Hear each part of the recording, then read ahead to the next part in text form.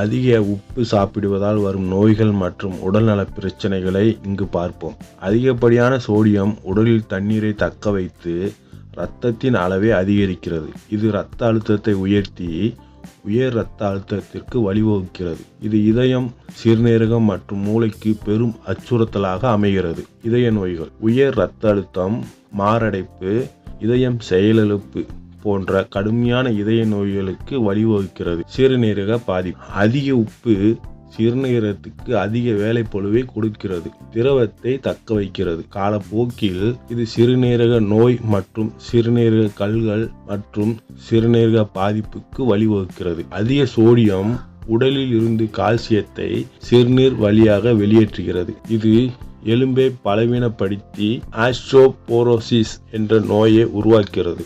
உடலில் அதிகப்படியான நீர்த்தேக்கம் ஏற்படுவதால் கை, கால் மற்றும் முகத்தில் வீக்கம் ஏற்படலாம். வயிற்று புற்றுநோய்க்கும் வழிவகுக்கிறது. அதிகப்படியான உப்பு உடலின் திரவ சமநிலையை சீர்குலைத்து அதிக தாகத்தையும் நீர் இழப்பையும் ஏற்படுத்தும். நீர் இழப்பு காரணமாக தலைவலி ஏற்படலாம்.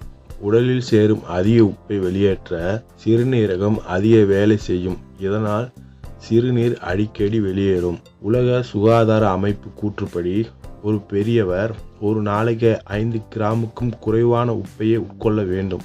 அதிகப்படியான உப்பை உட்கொள்வதை குறைப்பதன் மூலம் ஒட்டுமொத்த ஆரோக்கியத்தையும் மேம்படுத்தலாம் என்று மருத்துவர்கள் கூறுகிறார்கள். மேலும் இதுபோன்ற தகவலை பெற நமது சேனலை சப்ஸ்கிரைப் பண்ணவும்.